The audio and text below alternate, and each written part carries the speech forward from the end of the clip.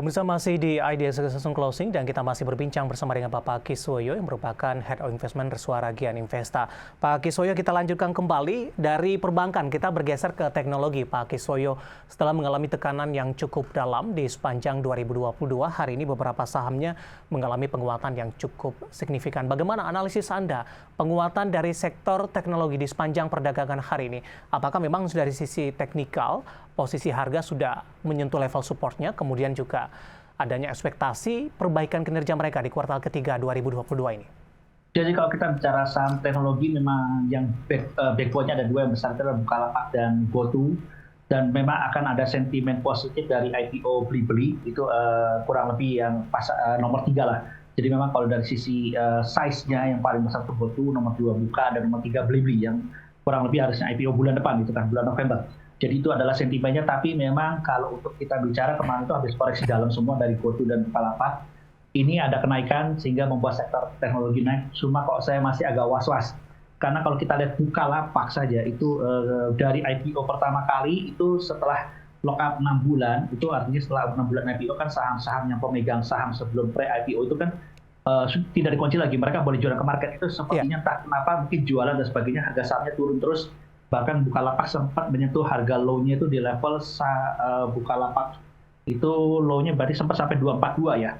Ya, kalau kita bicara GoTo juga sama, ini lock-up-nya juga akan dibuka sebentar lagi.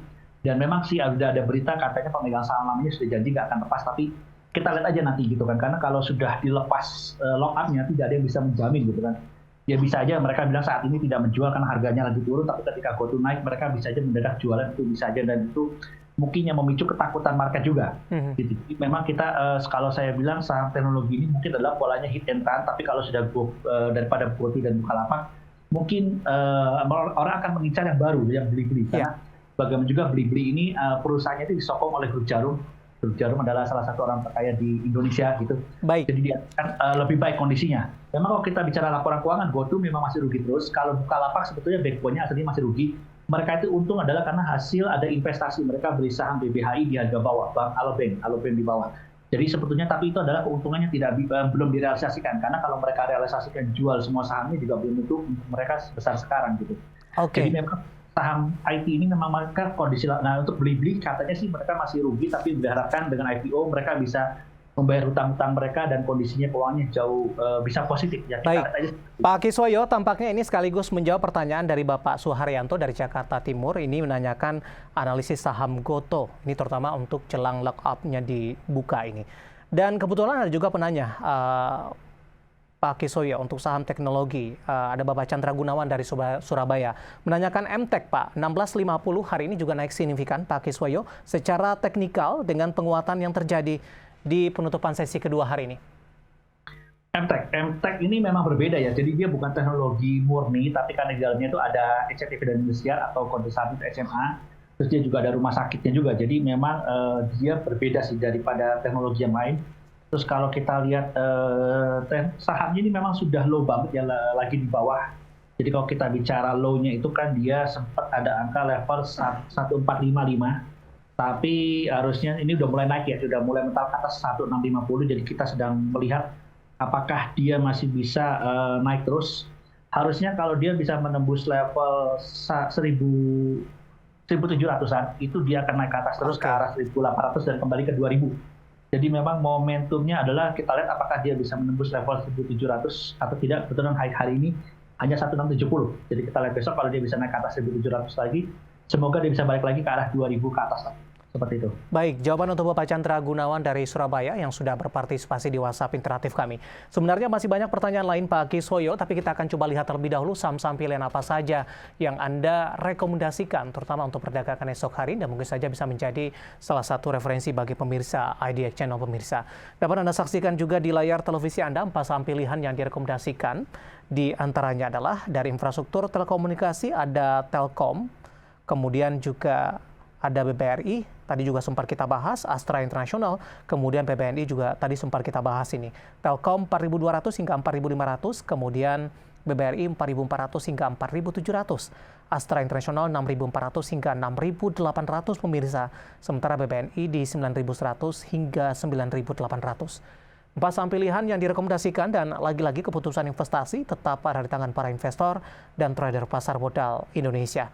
Pak Kiswoyo, untuk BBRI dan BBNI tadi sudah sempat kita bahas, Pak. Kita akan coba fokus kepada Telkom dan juga Astra International. Pertimbangan Pak Kiswoyo merekomendasikan untuk Telkom, terutama dari sisi teknikal, Pak. Kalau Telkom itu sebenarnya sama kayak BRI, jadi dulu mereka sama-sama sempat mulai dari angka level 4.000, sempat 4.000 ke bawah. Sebetulnya saat ini saya lihat mereka lagi balapan antara BRI dan Telkom, siapa dulu yang mencapai ke angka level 5.000. Memang kalau tadi kita bicara BRI kan high-nya di 4.980. Kalau kita bicara high sepanjang masanya Telkom hanya sampai 4.850. Tapi harusnya tahun ini juga sama, Telkom harus membuat new high lagi, menembus angka level 5.000. Karena kita lihat laporan keuangannya juga solid, artinya tidak ada masalah, laporan keuangannya masih positif. Plus kita tahu juga dia punya satelit banyak, jaringan backbone kabel optiknya juga banyak. Jadi tidak ada masalah sebenarnya sama sekali di Telkom. Itu hanya, apalagi di salah satu penggerak IHSG juga. Jadi ini akan salah satu dipakai bersama dengan BRI untuk menggerakkan IHSG bikin new high ke arah 7.500. Prediksi kami seperti itu. Support dan resistennya Pak Kiswoyo? Sama seperti tadi saya sudah disebutkan, jadi nggak ada perbedaan. Pokoknya kalau Telkom saat ini memang base buy-nya memang yang seperti bulan-bulan sebelumnya saya bilang ada level 4.000, di bawah 4.200. Tapi kan sudah lewat ya masa-masa 4.200 ya. Jadi yang tadi saya bilang itu aja sesuai, jadi tidak ada perubahan lagi sih. Jadi memang sekarang memang harga belinya agak mahal gitu. Kalau tadi Pak, kok sekarang supportnya jadi 4.200 ya mau nggak mau, tapi kalau 4.200 nggak bisa, mungkin 4.300 masih boleh untuk dibeli. Oke, baik. Terakhir Astra International, Pak, teknikal, rekomendasi buy di level berapa dan target jangka pendek hingga akhir tahun? Astra juga sama, ini saya lihat harusnya tahun ini sih dia masih bisa menuju ke arah level 7.000 lebih lagi. Jadi memang kalau kita bicara harga wajar harusnya dia bisa ke arah 8.000, dan Astra juga masih bisa beradaptasi, artinya memang sektor paling besar dia berkaitan dengan mobil otomotif, dan dia juga sudah menyiapkan untuk mobil listrik dan sebagainya dari merek Toyota. Jadi saya lihat arahnya laporan keuangan juga positif. Jadi harusnya support kuat sih ada di level 6.000 ya untuk saat ini. Tapi kayaknya agak-agak susah. Jadi mungkin kalau yang belum punya 6.500 masih boleh beli. Memang kalau saya kan selalu menyarankan beli dari dulu-dulu ya waktu zaman level di bawah 6.000. Tapi kalau belum sempat beli, ya 6.500 ke bawah boleh sih untuk dibeli. Dan arahnya ke 7.000, dan sebetulnya akhir tahun bisa saja antara level 7.500 sampai 8.000 sebetulnya. Baik, penutupan hari ini masih di 6.575, melemah di 1,87%. Empat saham pilihan yang direkomendasikan dan lagi-lagi keputusan investasi tetap ada di tangan para investor dan trader pasar modal Indonesia. Pak Kiswoyo, untuk pertanyaan di WhatsApp interaktif kami sudah cukup banyak yang masuk ini. Saya ke Banyuwangi terlebih dahulu, ada Bapak Frans. Terima kasih sudah bergabung bersama dengan kami. Untuk SMGR Pak Kiswoyo, 7675. Berapa hari ini harganya turun? Sebaiknya di cut loss atau masih direkomendasikan hold tidak? SMGR sama Indonesia ini memang level bawahnya support kuatnya masih jauh ya, 7.000 sebetulnya. Di atasnya 7.000 ini supportnya ada juga di area level, tapi udah lewat ya, 7.500 kemarin sebetulnya. Ya kalau lihat begini, bentar, ini dia kayaknya. Ya semoga levelnya dia 7.500 sudah tembus, jadi mau nggak mau level kuatnya lagi ada 7.000. Harapan sih semoga dia tidak turun di bawah level 7.000 ya, harapan sih seperti itu. 7675 nyangkut di hold saja Pak Kiswoyo atau di cut loss Pak? Sebetulnya semen Gresik ini nggak ada masalah, karena dengan pertumbuhan ekonomi kita yang tahun ini tinggi dan tahun depan juga masih tinggi, harusnya permintaan semen masih akan tinggi. Kalau mau di hold aja nggak apa-apa kok. Baik, kita bergeser ke Surabaya, ada Bapak Robert. Terima kasih juga sudah bergabung bersama dengan kami. Untuk ESA Pak, sudah punya modal di 1.150. ESA. Ya, nyangkut juga sepertinya Pak Kiswoyo, penutupan hari ini di 935, melemah cukup dalam di 2,09%. Analisisnya Pak? Sebetulnya ini level 1.000 itu level psikologisnya sudah ditembus ke bawah. Berikutnya lagi ada di level 900 sebetulnya. Harapan sih dia tidak menembus di bawah level 900 ya. Kalau di bawah level 900, nah turunnya di dalam nggak? Ya semoga nggak turun di bawah level 900, karena kalau level 900 jebol dia bisa balik ke area 850-an lagi sih. Oke. Gitu. Baik, artinya level support 900 yang bisa diperhatikan karena nyangkutnya sudah cukup jauh di 1.150, Bapak Robert dari Surabaya. Pak Kiswoyo, kita akan jeda kembali, kita masih punya satu segmen lagi, nanti kita akan lanjutkan dan pemirsa kami akan segera kembali sesaat lagi. Kita sudah sampai di segmen terakhir pemirsa dan terima kasih juga untuk Anda yang masih bergabung bersama dengan kami dan kita masih berbincang bersama dengan Bapak Kiswoyo selaku Head of Investment Reswara Kian Investa. Pak Kiswoyo, kita lanjutkan kembali waktu kita cukup terbatas, pertanyaan masih cukup banyak. Saya ke Bapak Ari terlebih dahulu ini dari Jakarta, Pak. Menanyakan dari perbankan digital ini untuk Arto kembali mendekati auto rejection ini. Hari ini juga auto reject bawah sebenarnya 6,82% di 5.125. Tampaknya ambil posisi di level yang cukup jauh Pak Kiswoyo di 7.000. Kalau Arto saya lihat ini memang tren turunnya bakal berlanjut. Jadi memang kenaikan kemarin itu hanya koreksi wajar, koreksi sehat, technical correction istilahnya. Jadi memang naik hanya untuk koreksi langsung itu untuk melanjutkan turun ke bawah. Jadi memang ini Arto beresiko banget kalau sampai dia tembus di bawah level 5.000 dia akan melanjutkan penurunannya. Sebetulnya ini memang sahamnya lagi downtrend berat sih sebetulnya. Gitu. Cukup telat keluar Pak Kiswoyo dengan pelemahan yang terjadi hari ini, sudah ambil posisi di 7.000? Waduh, tinggi banget itu 7.000. Ini memang sebetulnya saham ini ketika tembus 7.000, terus bawahnya lagi adalah level 6.500. Ketika sudah terjebol di bawah 6.500, itu sebetulnya sudah sinyal bahaya banget sih. Kalau ini memang sudah terlalu dalam ya, saya juga jadi agak bingung nih. Karena kalau sampai dia turun di bawah level 5.000 lagi, dia bisa turun lagi, bisa turun ke bawah lagi, bisa ke 4.500 bahkan gitu. Baik. Selanjutnya Bapak Santoso dari Kediri menanyakan saham Gosco GZCO di 161, Pak. Nyangkut juga sepertinya. Penutupan hari ini di 120, melemah di 1,64%. Gosco ini memang trennya lagi turun dari bawah, jadi memang ini waktu itu naik, saya dulu pernah bahas juga, ini ada rumor mau dijual, seperti grupan ini ada rumor sekarang mau dijual. Nah, sampai saat ini memang belum ada kejelasan rumor, apakah ini jadi dijual apa enggak. Tapi memang kalau saya lihat, dia selama masih kuat sih, jadi level bahaya itu kalau dia turun di bawah 100, tapi saat ini dia masih di atas level 120-an, semoga dia nggak turun di bawah 120, karena kalau dia nggak turun di bawah 120, semoga dia bisa melanjutkan kenaikannya ke arah 150 sih, seperti itu. Dari 150 baru naik ke arah 170, seperti itu. Di hold saja Pak Kiswoyo? Ini masih bisa di hold, tapi kalau sampai turun di bawah 120, mungkin kita harus buang ya, karena takutnya turun di bawah 100, kembali ke 50 gitu. Selanjutnya ada Ibu Rini dari Jakarta menanyakan saham Tower, Pak, TOWR, baru masuk di 11.45, tampaknya ambil posisi di penutupan sesi kedua hari ini. Support dan resistennya Pak Kiswoyo? TOWR ini kan kemarin habis tender offer dari grup Jarum, dan ini memang salah satu perusahaan menara BTS yang paling baik. Memang sahamnya agak lagar, artinya agak telat, agak delay, agak lemot gitu ya dibandingkan dengan Tepi yang lebih lincah gitu kan. Tapi sebetulnya saya optimis dalam jangka panjang ini sebetulnya dia akan kembali ke arah 1.800 sampai 2.000-an kalau dari sisi valuasi PER dan PBV-nya. Jadi memang ini sebetulnya kalau momen belinya adalah kalau dekat-dekat angka level 1.000 atau di bawah 1.100. Tapi memang ini harus nyimpen agak lama sih. Tapi saya percaya bahwa ini sebelum Februari tahun depan itu harusnya dia bisa naik ke arah 1.400 sampai 1.500-an sebelum Februari tahun depan gitu. Baik. Jadi di hold aja nggak apa-apa sih untuk. Oke. Selanjutnya ada Gede, kali ini dari Bali Pak Kiswoyo, menanyakan saham LSIP Pak dari perkebunan, posisi di 1.150. Harus cut loss tidak Pak? Nyangkut sepertinya Pak Kiswoyo. Kalau LSIP ini memang saham CPO sebetulnya saat ini momen untuk beli, jadi nanti jualannya adalah pada saat semester 1 Januari sampai bulan Juni. Jadi memang mendekati akhir tahun ini waktunya untuk beli saham-saham CPO. Memang kalau kita lihat LSIP Pak masih turun ya, memang masih turun karena sebetulnya level aman beli dia adalah di level 1.000 sekian, di bawah 1.100. Tapi kalau di cut loss sayang, karena sebetulnya ini pasti mental, pasti naik lagi ke atas. Karena LSIP perusahaan bagus, perusahaan CPO yang menguntungkan juga, efisiennya juga tinggi. Usia pohonnya juga nggak terlalu tua, nggak terlalu muda juga, jadi artinya masih di area golden age.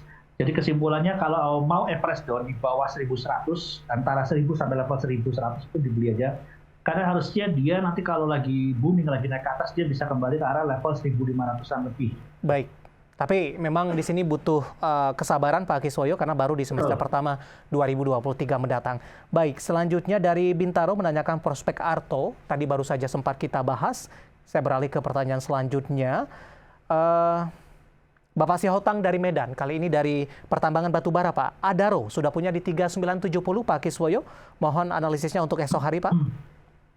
Ada gini, kalau Adaro itu memang salah satu saham batubara. Jadi kalau saham batubara yang favorit itu adalah Adaro, PTBA, ITMG gitu kan ya. Di luar Bumi gitu kan ya. Bumi kan kita lagi telah apakah benar dia bisa menjadi lebih baik daripada sebelumnya apa tidak. Tapi kalau kita kembali bicara ke Adaro, salah satu yang menarik, ini saham perusahaan batubara yang terintegrasi dari hulu sampai hilir. Artinya tidak hanya punya tambang, dia di hilirnya juga dia ada pembangkit tenaga listrik juga. Ini memang sebetulnya harga saham batubara masih panas-panasnya karena winter is coming di Eropa. Kebutuhan energi sangat besar sekali, batubara salah satu dibutuhkan oleh mereka, dan harusnya ini menuju ke arah 4.000. Kalau 4.000-nya lewat, dia mungkin bisa bikin new high lagi. High-nya sepanjang masanya 4.250. Bisa aja sih bikin new high sepanjang masa lagi untuk sampai akhir tahun ini. Jadi kita lihat 4.000 tembus nggak? Oke, ambil posisi di 3970 masih nyangkut, lebih direkomendasikan di hold saja dengan proyeksi yang sudah disampaikan tadi. Kemudian ada Ibu Liana dari Surabaya, masih dari batubara, BRMS sudah beli di 238 Pak. Sampai dengan akhir Oktober prospeknya seperti apa? BRMS ini sebetulnya bukan batubara ya, tapi ini mineral lain non batubara. Ini salah satunya adalah emas, ada tembaga, zinc, terus ada perak juga. Arahnya kalau saya lihat sebetulnya saya dulu pernah menghitung, kalau saya dulu menghitung dengan cadangan emasnya aja itu harusnya sih dia bisa area 250. Jadi saya hitung emasnya aja, belum kan pada ada tembaganya, terus ada zincnya, ada peraknya gitu kan ya. Jadi harusnya saya lihat ini akan menuju ke arah 250, cuma memang butuh waktu kesabaran. Setelah 250 baru dia ke arah 300. Jadi memang kalau kita bicara high-nya ini kan 304 ya, itu bisa aja sih ditembus, apalagi ini sudah menjadi milik Salim. Jadi Salim sudah masuk, dan itu Pak Presidennya Pak Agus itu terkenal sangat mengontrol banget. Jadi artinya dia pengen BRMS ini benar-benar tumbuh dengan cepat, smelternya sudah jadi dan sebagainya. 238 Pak Kiswoyo ambil posisi. Harusnya bisa lewat itu. Makanya kalau mau average down di bawah berapa ini? Kalau mau average down ya mungkin di bawah level 180 lah. Karena itu bisa kembali, tapi memang level pertama 200 dulu, 250, 300 baru ke atas. Baik, selanjutnya tidak menyebutkan nama dan lokasi. SCMA, Pak Kiswoyo, 245 ambil posisi. SCMA, ini kalau saya lihat memang lagi menuju naiknya, jadi dia sebetulnya kalau dia bisa nembus level 250, itu dia baru akan kencang ke arah 300, Pak. Jadi kita lagi menunggu, semoga dia bisa menembus level 250 untuk melanjutkan kenaikannya ke arah 300. Baik, terakhir Pak Kiswoyo, ini juga tidak menyebutkan nama dan lokasi untuk saham KJEN.